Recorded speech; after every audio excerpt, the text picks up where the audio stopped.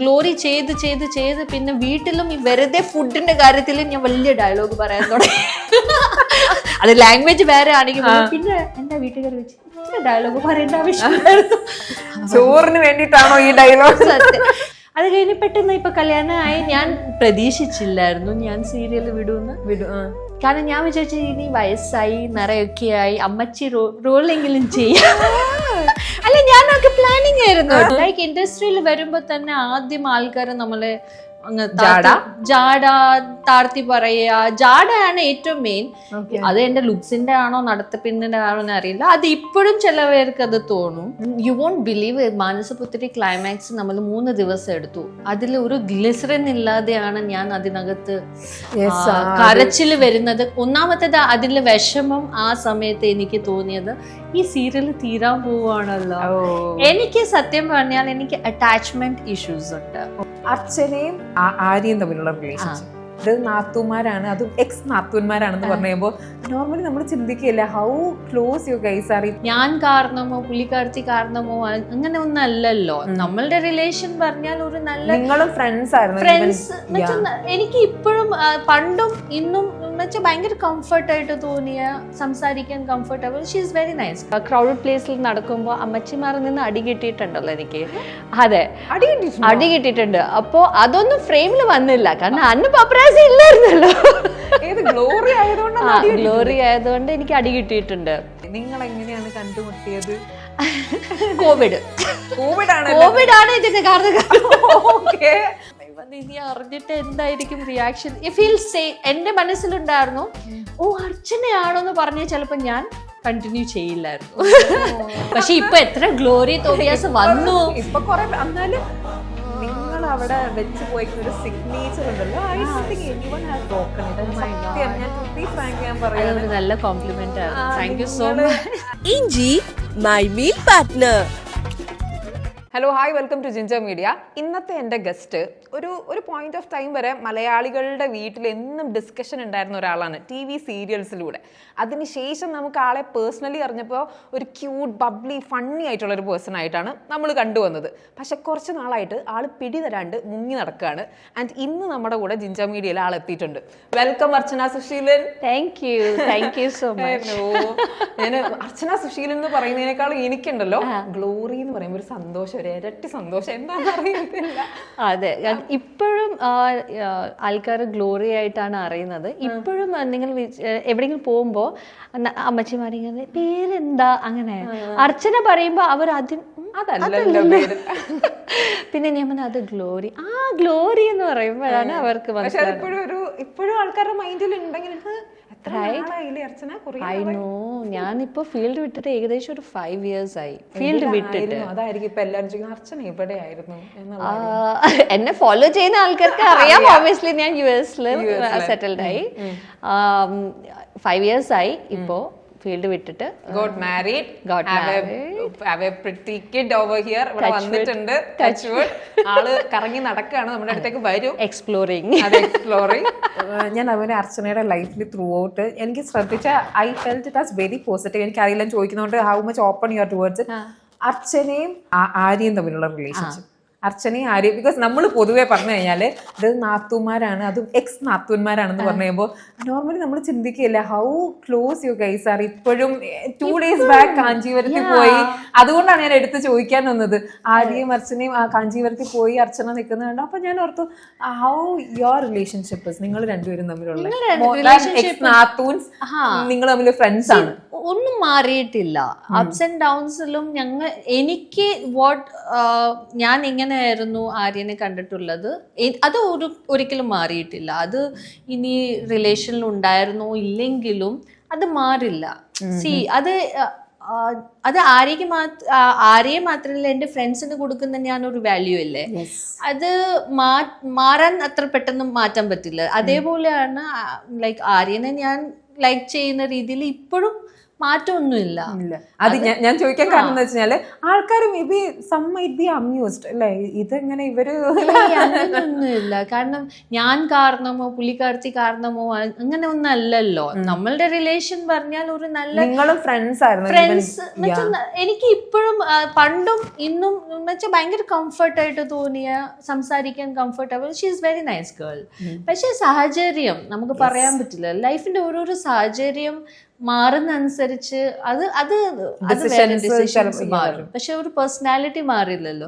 ആ പേഴ്സണാലിറ്റിനെ ഞാൻ ലൈക്ക് ചെയ്യുന്നുണ്ട്, അത്രേ ഉള്ളൂ. So happy about it. ആ പേഴ്സണാലിറ്റി, ആ പേഴ്സന്റെ പേഴ്സണാലിറ്റിനെ ഞാൻ ലൈക്ക് ചെയ്യുന്നുണ്ട്, അത് മാറില്ല. ഓക്കെ. ഇനി അതേപോലെ ഇത്രയും നാളത്തെ ഞാൻ അതാ പറഞ്ഞ 2000 means when you were in 11th standard you started this എന്ന് പറഞ്ഞു കഴിയുമ്പോൾ ഇത്രയും വർഷമായി. ആൻഡ് എന്തെങ്കിലും ഒരു കോൺഷ്യസ് ഡിസിഷൻ ഈ ത്രൂ ഔട്ട് ഈ ഒരു ഞാൻ പറഞ്ഞ ആക്ടിങ് ജേർണിയിലോ അല്ലെങ്കിൽ പേഴ്സണൽ ലൈഫിലോ ഞാൻ എടുത്തൊരു ഡിസിഷൻ വളരെ നല്ലതായിരുന്നു എന്ന് തോന്നുന്നു, അങ്ങനെ എന്തെങ്കിലും ഒന്നുണ്ടോ? ഞാൻ എടുത്ത decision through out your profession or personal? Because ആൾക്കാരെ ഇപ്പോഴും സെലിബ്രിറ്റി ആയിട്ട് തന്നെയാണല്ലോ അർച്ചനെ കാണുന്നത്. ആ സമയത്ത് പക്ഷെ ആക്ച്വലി ഞാൻ ഇപ്പൊ സെലിബ്രിറ്റി ആണോ? അല്ലല്ലോ. അതെന്താ സെലിബ്രിറ്റി അല്ലേ ഞങ്ങൾ? അത് പറഞ്ഞത് ശരി. പിന്നല്ലേ. പക്ഷെ എന്നാലും എനിക്കിപ്പോ തോന്നുന്നത് ഇപ്പോഴത്തെ യുനോ ആർട്ടിസ്റ്റും എല്ലാരും ഉണ്ടല്ലോ, അവരൊക്കെ നല്ല രീതിയിൽ ദേ ആർ വെരി ടാലന്റഡ്. അവരുടെ ടാലന്റിനൊക്കെ ഞാൻ ഒത്തിരി അപ്രീഷിയേറ്റ് ചെയ്തു. നമ്മുടെ സമയത്തൊക്കെ ഈ യൂട്യൂബ് ഒന്നും നോക്കി പഠിക്കാനും അല്ലെങ്കിൽ അറിയാനും ലോകം അറിയാനും ഒന്നുമില്ല. നമ്മൾ ഞാൻ അഭിനയം പഠിച്ചത് എങ്ങനെയാണ്, സെറ്റില് വലിയൊരു സ്റ്റാർ എൻ്റെ മുമ്പിൽ അഭിനയിക്കുമ്പോൾ അവരുടെ മുഖത്ത് നോക്കിക്കൊണ്ട് അവരുടെ എക്സ്പ്രഷനും അങ്ങനെ ഞാൻ പഠിച്ചതാണ്. അപ്പോ ഇപ്പൊ പക്ഷെ എല്ലാത്തിനും ടെക്നിക്സ് ഉണ്ട്. എന്താ ഗൂഗിൾ അല്ലേ, ഒന്നും അറിയില്ലെങ്കിൽ ഗൂഗിൾ. സോ ഒരു യുനോ ആ ഒരു ചേഞ്ചസ് ഉണ്ട്. പക്ഷെ എൻ്റെ ലൈഫിൽ ഞാൻ ചെയ്തിട്ടുള്ള എല്ലാ പ്രോജക്ട്സ് ആയാലും എല്ലാം ടച്ച് വുഡ് എനിക്ക് ഒരു കുറ്റബോധവും ഇല്ല. ഐ തിങ്ക് അത് നല്ലൊരു ഡിസിഷൻ ആയിരുന്നു. എല്ലാത്തിനും അർച്ചന തന്നെയാണോ ഡിസിഷൻ എടുത്തോന്ന പ്രോജക്ട്സ് ആണെങ്കിൽ എന്തൊരു ഇതിൽ? എന്റെ ഫാമിലി ഓബ്വിയസ്ലി ഞാൻ അവരുടെ അടുത്ത് ഷെയർ ചെയ്യും. അച്ഛനമ്മ അവർ എപ്പോഴും സപ്പോർട്ടീവ് ആയിരുന്നു. ആരും ഒന്നും പറഞ്ഞിട്ടില്ല ഇത് ചെയ്യരുത് അത് ചെയ്യരുത്. ഞാൻ പറഞ്ഞ പോലെ ഇപ്പൊ സിനിമ ആർട്ടിസ്റ്റും സീരിയൽ ആർട്ടിസ്റ്റും ഒരു വ്യത്യാസമുണ്ട്. പക്ഷെ എനിക്ക് തോന്നുന്നത് ഐ ഡോണ്ട് റിഗ്രറ്റ്. കാരണം ആ സെയിം അതിനേക്കാളും ആക്ച്വലി അതിനൊക്കെ സ്നേഹവും റെക്കഗ്നേഷനും ഒക്കെ കിട്ടിയത് സീരിയലിൽ കൂടെയാണ്. So I am very lucky. എനിക്ക് അതിലൊരു കുറ്റബോധവും ഇല്ല. I am very happy. ഞാനൊരു ആർട്ടിസ്റ്റ് ആയിരുന്നു. അത് ഏത് സീരിയൽ ആയാലും സിനിമ ആയാലും അത് ഒരു പ്രശ്നമില്ല. പക്ഷെ ഞാൻ ചെയ്ത പ്രോജക്ട്സ് എല്ലാം നല്ല ഒരു എനിക്ക് ടച്ച് വുഡ് ദൈവം തന്ന പ്രോജക്ട്സ് എല്ലാം നല്ലതായിരുന്നു. ആൻഡ് ബിഗ് ബോസ് എൻ്റെ ലൈഫ് മാറ്റി. Because I got friends. എനിക്ക് നല്ല റിലേഷൻസും ഇതിനകത്ത് നിന്ന് കിട്ടിയിട്ടുണ്ട്. ആൻഡ് അത് കഴിഞ്ഞ് പെട്ടെന്ന് ഇപ്പൊ കല്യാണമായി. ഞാൻ പ്രതീക്ഷിച്ചില്ലായിരുന്നു ഞാൻ സീരിയൽ വിടും. കാരണം ഞാൻ വിചാരിച്ചു ഇനി വയസ്സായി നിറയൊക്കെ ആയി അമ്മച്ചി റോളെങ്കിലും ചെയ്യാം.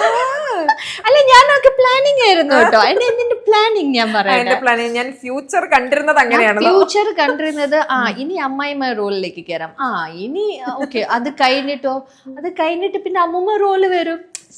പൊതുവെ നമ്മൾ രമ്യ കൃഷ്ണൻ ഒരു സമയത്ത് ഞാൻ എവിടെയോ കണ്ടു പറയുന്നത് രമ്യ കൃഷ്ണനാണ് ഞാൻ ഇൻസ്പയർഡ് ആയ ഒരു ആക്ട്രസ് എന്ന് തോന്നുന്നു. രമ്യ കൃഷ്ണൻ എനിക്ക് ഭയങ്കര ഇഷ്ടമാണ്. പെട്ടെന്ന് ഈ അമ്മൂമ്മയാവുന്നതും അമ്മയാവുന്നതും അപ്പോഴും തിളങ്ങി നിൽക്കുന്ന പറഞ്ഞപ്പോഴും രമ്യ കൃഷ്ണനെ ഓർത്ത്. ആണോ? അതെനിക്ക് അറിയില്ല, ഞാൻ അത് കണ്ടിട്ട്. പക്ഷേ ആസ് എൻ ആർട്ടിസ്റ്റ് നമ്മൾ ഏത് ക്യാരക്ടർ ചെയ്യാൻ വില്ലിങ് ആയിരിക്കണം അല്ലേ? അപ്പൊ ഞാൻ മെയിൻ ക്യാരക്ടർ ചെയ്യുന്ന സമയത്ത് മെയിൻ ക്യാരക്ടർ തന്നെ ചെയ്യണം. പിന്നെ അത് കഴിഞ്ഞിട്ട് വില്ലത്തി ആണെങ്കിൽ വില്ലത്തി, പിന്നെ അത് കഴിഞ്ഞിട്ട് വില്ലത്തി തന്നെ ഞാൻ പാടത്തെ പൈങ്കിളിയിൽ സബ് വില്ലത്തിയുമായി വെച്ചാൽ ഞാൻ മാത്രമല്ല വില്ലത്തി, വേറെ വില്ലത്തിയുടെ കൂടെയും. സോ എനിക്ക് അങ്ങനെ ഒരു ഭയങ്കര ഇല്ല ഞാൻ ചെയ്യില്ല അങ്ങനെ ഒന്നുമില്ല. ആസ് എൻ ആർട്ടിസ്റ്റ് എനിക്ക് കിട്ടുന്ന വർക്ക് ഞാൻ സ്വീകരിക്കും. അതിന് റെസ്പെക്ട്ഫുള്ളി ഞാൻ അത് ചെയ്തിട്ടുണ്ട്. പിന്നെ ഫ്യൂച്ചർ എൻ്റെ പ്ലാനിങ്സ് അതായിരുന്നു. അമ്മായിമ്മ അമ്മൂമ്മ ക്യാരക്ടർ ഇങ്ങനെ നിൽക്കുമെന്ന് ഞാൻ വിചാരിച്ചില്ല. ചെറിയ ഒരു റാപ്പിഡ് ഫയർ എന്നൊന്നും പറയാൻ പറ്റില്ല. Just asking few questions to you. Okay? Rapid fire അതിപ്പോ എനിക്ക് എക്സ്പ്ലനേഷൻ കിട്ടിയാൽ I am okay with it. If you give me explanation. Okay. ഒരു തെറ്റിദ്ധാരണ അർച്ചനെ പറ്റിയിട്ട്, തെറ്റിദ്ധാരണ മിസ്കൺസെപ്ഷൻ അബൌട്ട് യു അങ്ങനെ എന്തെങ്കിലും ആൾക്കാർക്ക് ഉണ്ടെങ്കിൽ അതെന്തായിരിക്കും? മിസ്കൺസെപ്ഷൻ ഒത്തിരി ഉണ്ട്, ലിസ്റ്റ് ഉണ്ട്. അതിൽ ഏതാണെന്ന് പറഞ്ഞാൽ ഈ എപ്പിസോഡ് അല്ല 2-3 എപ്പിസോഡ് എടുക്കേണ്ടി വരും. കുറേ ഉണ്ട്. ലൈക്ക് ഇൻഡസ്ട്രിയിൽ വരുമ്പോ തന്നെ ആദ്യം ആൾക്കാർ നമ്മളെ അങ്ങ് ജാട താഴ്ത്തി പറയുക, ജാടയാണ് ഏറ്റവും മെയിൻ. അത് എന്റെ ലുക്സിന്റെ ആണോ നടത്തിപ്പിന്റെ ആണോ എന്ന് അറിയില്ല. അത് ഇപ്പോഴും ചില പേർക്ക് അത് തോന്നും. ഞാനിപ്പോ എനിക്ക് എപ്പോഴും ഇങ്ങനെ നടക്കാൻ പറ്റില്ലല്ലോ. സോ ഞാൻ നോർമൽ ഫേസ് വെച്ചാൽ അവൾക്ക് ഭയങ്കര ജാട ഇങ്ങനെ എങ്ങനെയൊക്കെ പറയുന്ന ആൾക്കാരുണ്ട്. അത് നമുക്ക് മാറ്റാൻ പറ്റില്ല. അങ്ങനെ ലിസ്റ്റ് ഉണ്ട് കേട്ടോ.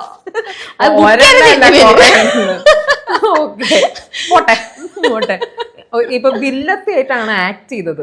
എന്നാലും മെജോറിറ്റി ഈസ് വില്ലത്തി എന്ന് ഞാൻ പറയാം. എന്നാലും maybe one role that emotionally drained you. ഇതൊക്കെ കഴിഞ്ഞിട്ട് എന്തൊക്കെയാ ഞാൻ കാണിക്കുന്നത് എന്ന് തോന്നിപ്പോയി. മാനസപുത്രി.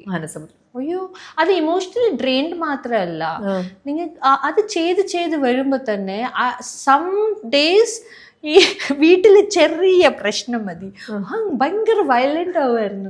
അത് ഭയങ്കര ആ ഒരു ക്യാരക്ടർ അക്സെപ്റ്റ് ചെയ്തത് കൊണ്ടാണ്. ആ ക്യാരക്ടറിലേക്ക് ലയിച്ചു പോയി. ഗ്ലോറി ചെയ്ത് പിന്നെ വീട്ടിലും ഈ വെറുതെ ഫുഡിന്റെ കാര്യത്തിൽ ഞാൻ വലിയ ഡയലോഗ് പറയാൻ തുടങ്ങി. അത് ലാംഗ്വേജ് വേറെ ആണെങ്കിൽ പിന്നെ എന്റെ വീട്ടുകാർ വെച്ച് ഇത്ര ഡയലോഗ് പറയേണ്ട ആവശ്യമില്ലായിരുന്നു. ചോറിന് വേണ്ടിയിട്ടാണോ ഈ ഡയലോഗ്? അങ്ങനെയൊക്കെ സംഭവിക്കും കേട്ടോ. അത് കൂടുതൽ നമ്മൾ ആ ക്യാരക്ടറിലേക്ക്. അത് നമ്മൾ മുന്നേ മാനസപുത്രിയുടെ ക്ലൈമാക്സ് സീൻ കാണുകയും ചെയ്തു. അതിന്റെ ഒക്കെ എന്തായിരുന്നു? U won't believe, Manasaputhri climax നമ്മൾ 3 ദിവസം എടുത്തു. അതിൽ ഒരു ഗ്ലിസറിൻ ഇല്ലാതെയാണ് ഞാൻ അതിനകത്ത് കരച്ചിൽ വരുന്നത്. ഒന്നാമത്തേത് അതിലെ വിഷമം ആ സമയത്ത് എനിക്ക് തോന്നിയത് ഈ സീരിയൽ തീരാൻ പോവാണല്ലോ. എനിക്ക് സത്യം പറഞ്ഞാൽ എനിക്ക് അറ്റാച്ച്മെന്റ് ഇഷ്യൂസ് ഉണ്ട്. അറ്റാച്ച്മെന്റ് ഇഷ്യൂസ് അത് നിങ്ങൾ ബിഗ് ബോസിലും കണ്ടു കാണും. ഇനി നമുക്കറിയാനുള്ള north Indian food and Malayali ഫുഡിന്റെ മിക്സ് ആണോ വീട്ടില്? ആണോ? അപ്പൊ കംഫർട്ട് ഫുഡ് അങ്ങനെ കഴിക്കുമ്പോ കംഫർട്ട് സത്യം പറഞ്ഞാൽ ഞാൻ ആദ്യം വിചാരിച്ചു പ്രവീൺ മലയാളിയാണ്, അപ്പൊ മലയാളം കേരള ഫുഡ് ഭയങ്കര ഇഷ്ടം. ഞാൻ അവിടെ ചെന്നിട്ട് സാമ്പാർ, ഇഡ്ഡലി, ചമ്മന്തി, മീൻ കറി എല്ലാം ഉണ്ടാക്കി. പിന്നെ മനസ്സിലായത് പ്രവീൺ അങ്ങനെയല്ല. പ്രവീൺ അവസാനം പറഞ്ഞു, ലുക്ക് ഞാൻ ഇത്ര ഈ സൗത്ത് ഇന്ത്യൻ ഫുഡ് കഴിച്ച ശീലമില്ല. ഓപ്പൺലി അവസാനം പറഞ്ഞു. ഞാൻ വിചാരിച്ചു നിങ്ങൾ മലയാളി അതുകൊണ്ട് ഇതൊക്കെ ഇഷ്ടപ്പെടും. ഞാൻ ദിവസവും സാമ്പാറും ഇതെല്ലാം ഉണ്ടാക്കി എനിക്ക് അറിയില്ലല്ലോ എന്ത് ഫുഡാണ് ഇഷ്ടം. പിന്നീട് ആള് പറഞ്ഞു ആൾക്ക് ആക്ച്വലി അവിടുത്തെ ഒരു like you know just salads അതൊക്കെയാണ് ആൾക്ക് ഇഷ്ടം. ഞാൻ അയ്യോ അതിനാണ് നീ ഇത്ര പണിയെടുത്തത്. പിന്നെ എന്റെ പണി ഇച്ചിരി കുറഞ്ഞു. പക്ഷെ ഇപ്പോഴും എനിക്ക് ടേസ്റ്റ് ആയിട്ട് ഫുഡ് കഴിക്കാൻ കൊതിയാവുന്ന മലയാളി ഫുഡാണ്. അപ്പോ അവിടുത്തെ മലയാളീസ് നല്ല ഫുഡ് ഉണ്ടാക്കും, നമ്മുടെ ഫ്രണ്ട്സ് ഒക്കെ. അപ്പൊ അവിടെ വീട്ടിൽ ഞാൻ ഫുഡ് അടിക്കും, നന്നായിട്ട് ഫുഡ് കഴിക്കുന്നത്. എനിക്കിപ്പോ മലയാളി കേരള ഫുഡ് കഴിക്കണമെങ്കിൽ ഞാൻ നന്നായിട്ട് കഴിച്ചിട്ട് വരും. അപ്പൊ ഒരു ദിവസം ഞാൻ പറഞ്ഞു എന്റെ ഹസ്ബൻഡ് പക്ഷെ അവിടുത്തെ ഫുഡാണ് ഇഷ്ടം, ഇംഗ്ലീഷ് ഫുഡ്.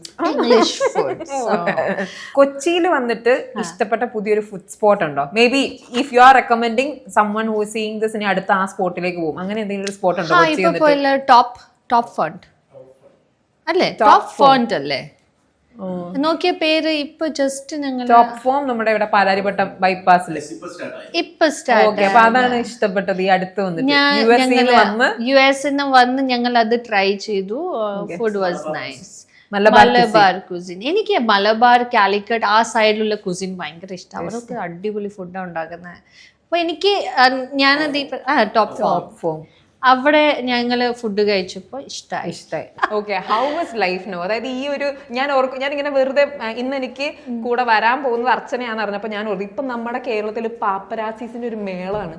എവിടെ ആര് പോയി കഴിഞ്ഞു കഴിഞ്ഞാലും ഇങ്ങനെ വെക്കും. ഇപ്പൊ അർച്ചന നാളെ ഒരു കോഫി കുടിക്കാൻ പറഞ്ഞാൽ അർച്ചന സുശീലൻ സിനിമ കഴിഞ്ഞ് കോഫി കുടിക്കാൻ പോയി എന്ന് പറയുന്ന ഒരു കാലാണ് ഇന്ന്. സോ നമ്മൾ ആ ഒരു ഫ്രെയിമിൽ നിന്ന് അർച്ചനയെ ശരിക്കും മിസ് ചെയ്യുന്നുണ്ട് ഇവിടെ. So how do you feel? ആ സമയത്ത് ഇങ്ങനെ പാപ്പരാസി ഇല്ലെങ്കിലും പണ്ട് ഇങ്ങനെ നടക്കുമ്പോ ക്രൗഡഡ് പ്ലേസിൽ നടക്കുമ്പോ അമ്മച്ചിമാരിൽ നിന്ന് അടി കിട്ടിയിട്ടുണ്ടല്ലോ എനിക്ക്. അതെ, അടി കിട്ടിയിട്ടുണ്ട്. അപ്പോ അതൊന്നും ഫ്രെയിമിൽ വന്നില്ല, കാരണം അന്ന് പാപ്പരാസി ഇല്ലായിരുന്നല്ലോ. ഗ്ലോറി ആയതുകൊണ്ട് എനിക്ക് അടി കിട്ടിയിട്ടുണ്ട്. ആദ്യം അടിയാണ് കിട്ടിയത്. പിന്നീട് അവര് സംസാരിച്ച് വന്നപ്പോ സോറി കേട്ടോ പറഞ്ഞു. അവർ ആ ഒരു ദേഷ്യത്തില് അവര് അടിച്ചു പോയതാണ്. അപ്പോ ആ സമയത്തൊന്നും ഇത്രയും പാപ്പരേസി ഒക്കെ ഉണ്ടായിരുന്നെങ്കിൽ ചിലപ്പോ ഇതൊക്കെ ക്യാപ്ചർ ആയി പോയത്. സത്യം. ഞാനിപ്പോ യൂട്യൂബ് ഒക്കെ എടുക്കുമ്പോ ലൈക്ക് ഇങ്ങനെ കാണുമ്പോ കുറെ ആർട്ടിസ്റ്റ് ഇങ്ങനെ നിൽക്കും, പാപ്പരാസീസ് ഇങ്ങനെ കുറെ ക്യാമറാസ്. ഞാൻ പറഞ്ഞു ഇത് എന്താ സെറ്റപ്പ്. അതായത് പണ്ട് ബോളിവുഡിലൊക്കെ ഉണ്ടായ സാധനം നമ്മുടെ ഇവിടെ അല്ലേ? അതെ, അത് വന്നു. എവിടെ പോയാലും ഉണ്ട്. നിങ്ങൾ മൂവി കണ്ട് ഇറങ്ങിക്കഴിഞ്ഞാല് ഐസ്ക്രീം കഴിച്ചിറങ്ങി കഴിഞ്ഞാൽ വരെ ഉണ്ട്. അപ്പൊ പ്രൈവസി തീരെ ഇല്ല. അപ്പൊ ഹൗ ഡു യു ഫീൽ? അത് ഞാൻ യുഎസിൽ പോയി നന്നായി എന്നാണോ അതോ ഞാൻ ഇവിടെ വേണമെന്നുണ്ടായിരുന്നു? Actually I am very happy. ആ ഒരു പ്രൈവസി നമ്മുടെ ലൈഫിൽ ഇല്ലായിരുന്നല്ലോ. ഇപ്പോ ലൈക്ക് തുറന്നു പറയാം, ഇവിടെ നമ്മളിപ്പോ വെളിയിൽ പോകുമ്പോ നല്ലപോലെ ഡ്രസ്സ് ഇടണം. ഞാൻ ഇട്ടില്ലെങ്കിൽ അമ്മ പറയും ഇത് എന്ത് ഇട്ടിട്ടാണ് നീ പുറത്തു പോകണമെന്ന് പറയും. അപ്പൊ അമ്മ US വന്നു. അപ്പൊ US ഞാൻ പുറത്തു പോകുമ്പോ ഞാൻ ഒരു ഡ്രസ്സ് ഇട്ടിട്ട് അമ്മ ബാ നമുക്ക് അടുത്തുള്ള കടയിൽ പോയിട്ട് വരാം. അപ്പൊ അമ്മ പറഞ്ഞു ഈ ഡ്രസ്സില്ല. ഞാൻ പറഞ്ഞു അമ്മ ഇവിടെ ആരും ആ ഒരു ഫ്രീഡം ഇല്ല. ആൻഡ് കുറച്ചുകൂടി ഫ്രീഡം ആണ് ലൈഫ്. മേക്കപ്പ് ഇടണ്ട എപ്പോഴും. അങ്ങനെ ഒരു ഇത് മേക്കപ്പ് ഇടാത്തത് കൊണ്ട് സ്കിന്ന് കുറച്ച് ബെറ്റർ ആയി എൻ്റെ. മറ്റേത് രാവിലെ തൊട്ട് നമ്മൾ മേക്കപ്പ് ഇട്ട് വെയിലത്ത് ലൈറ്റ്സും ഇതെല്ലാം അപ്പൊ ഭയങ്കര സ്കിൻ ഇഷ്യൂസ് വരുമായിരുന്നു. ക്ലൈമറ്റ് നല്ല ക്ലൈമറ്റ് ആണ്, അപ്പൊ വിയർക്കുന്നില്ല, എപ്പോഴും തണുപ്പാണ്. ഈവൻ സമ്മറില് വീട്ടിനകത്ത് ഫുൾ AC. അപ്പോ സ്കിന്ന് നന്നായിട്ടുണ്ട്. പക്ഷെ ആൾക്കാർ കാണുമ്പോൾ പറയും US പോയിട്ട് ആളും മാറിയല്ലോ, സ്കിന്നൊക്കെ ഭയങ്കര. അവരൊക്കെ വിചാരിക്കുന്നത് ഫുൾ ടൈം പാർലറിലാണ്. ഇല്ല, അവിടുത്തെ ക്ലൈമറ്റ് അവിടെ നല്ല ഇതാണ്. ലൈക്ക് വാട്ടർ എല്ലാം മാറി. എനിക്ക് മേക്കപ്പ് ചെയ്യാൻ ആക്ച്വലി നമ്മൾ കൂടുതൽ മേക്കപ്പ് യൂസ് ചെയ്യുമ്പോഴാണ് സ്കിൻ ഡാമേജ് ആവുന്നത്. അതും നമുക്ക് ഇവിടെ ഒരു കണ്ടന്റ് ആണല്ലോ. ഇപ്പൊ ആൾക്കാരെല്ലാവരും ഇതിന് മുന്നെന്ത് ചെയ്യണം, ഇതിന് ശേഷം ചെയ്യണം, അതൊക്കെയാണ് ഇപ്പൊ ഇവിടെ റണ്ണിങ്. അത് വേറൊരു കാര്യം. പിന്നെ കുറെ മേക്കപ്പ് ഐറ്റംസ് ആൾക്കാർ യൂസ് ചെയ്യുന്നുണ്ട്. പരസ്യമുണ്ട്. ഇതെല്ലാം പോട്ടെ, ഇതിന്റെ ഇടയ്ക്ക് നമ്മൾ ഒരാളുടെ പറ്റി ചോദിച്ചിട്ടില്ല. പ്രധാന ക്യാരക്ടർ പ്രവീൺ. പ്രവീൺ എന്റെ കൂടെ വന്നിരുന്നു, പക്ഷെ ജോലി കാരണം നേരത്തെ പോയി. നിങ്ങൾ എങ്ങനെയാണ് കണ്ടുമുട്ടിയത്? കോവിഡ് ആണ് ഇതിന്റെ കാരണം.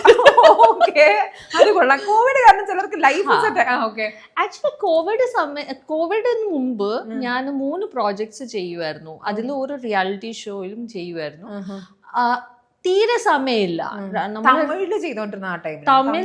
തമിഴ് ആ സമയത്തല്ല, മലയാളം തന്നെ. ഞാൻ 2 ചാനലും മലയാളം സീരിയലും പിന്നെ ഒരു ചെന്നൈയിലായിരുന്നു ഷൂട്ട്, പക്ഷെ മലയാളം റിയാലിറ്റി ഷോ ആയിരുന്നു. അപ്പൊ തീരെ സമയമില്ല, ഉറക്കമില്ല, ഫുൾ ട്രാവലിംഗ് ആണ്.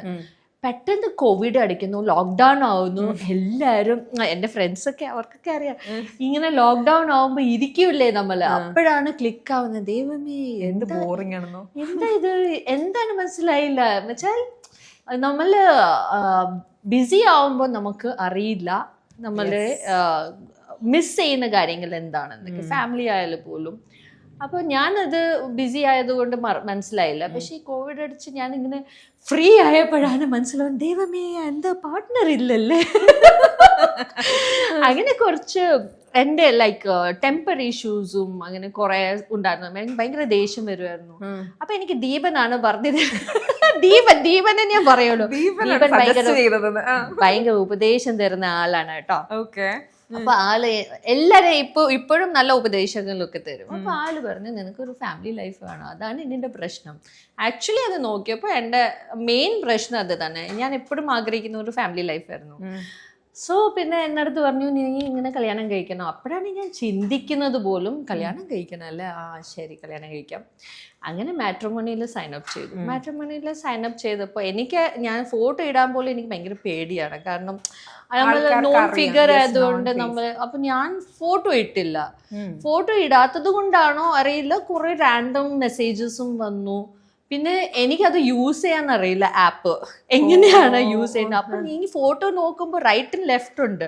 ഞാൻ ഇങ്ങനെ നോക്കി, പക്ഷെ ആ സമയത്താണ് ഓട്ടോമേറ്റഡ് മെസ്സേജ് ആയിട്ട് പ്രവീണിനടുത്ത് പോയപ്പോ പ്രവീണിന്റെ പ്രൊഫൈൽ അതില് I think he signed up 2 months before ഞാൻ സൈൻ അപ്പ് ചെയ്ത് 2 മാസം മുന്നേ.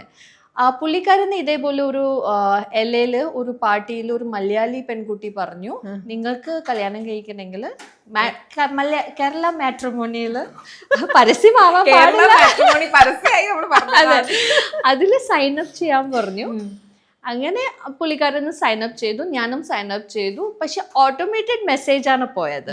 എന്റെ കൈ അങ്ങോട്ട് പോയപ്പോ സ്വൈപ്പ് ചെയ്തപ്പോ ഓട്ടോമേറ്റഡ് മെസ്സേജ് പോയി. അപ്പോ റിപ്ലൈ ആയിട്ട് എനിക്ക് പ്രവീൺ ഒരു നല്ല ഒരു മെസ്സേജ് അയച്ചു. ആ മെസ്സേജ് കണ്ടപ്പോ ഐ ഫെൽറ്റ് ബിക്കോസ് സാധാരണ ഓക്കെ ഹായ് സുഖാണോ, ഓക്കെ വാട്ട്സ് യുവർ നെയിം അങ്ങനെയല്ലേ ചോദിക്കുന്നു. ഇത് ഭയങ്കര പ്രൊഫഷണൽ ആയിട്ട് ഒരു ഭയങ്കര ഒരു he rights very good. Okay, പുള്ളിക്കാരൻ്റെ സംസാരവും സ്പീച്ചും ഒക്കെ ഭയങ്കര നല്ല രസമാണ്. സോ ഐ വിഷ് ഇവിടെ ഉണ്ടായിരുന്നെങ്കിൽ you will know that he talks a lot and നല്ല രീതിയിൽ സംസാരിക്കും. അപ്പൊ ആ മെസ്സേജ് എനിക്ക് ഒത്തിരി ഇംപ്രസീവ് ആയിട്ട് തോന്നി. ആൻഡ് പുള്ളിക്കാരൻ പറഞ്ഞു, ഞാൻ അങ്ങോട്ട് ചോദിച്ചു like okay tell me about your self. അപ്പോൾ ആൾ പറഞ്ഞു, അപ്പൊ എൻ്റെ പ്രൊഫൈല് കണ്ടില്ലേ? സത്യം പറഞ്ഞ പ്രൊഫൈല് കണ്ടില്ല. ഞാൻ പറഞ്ഞില്ലേ എനിക്ക് അറിയില്ല ഇത് ലെഫ്റ്റ് റൈറ്റിലേക്ക് മെസ്സേജ് പോകുന്ന.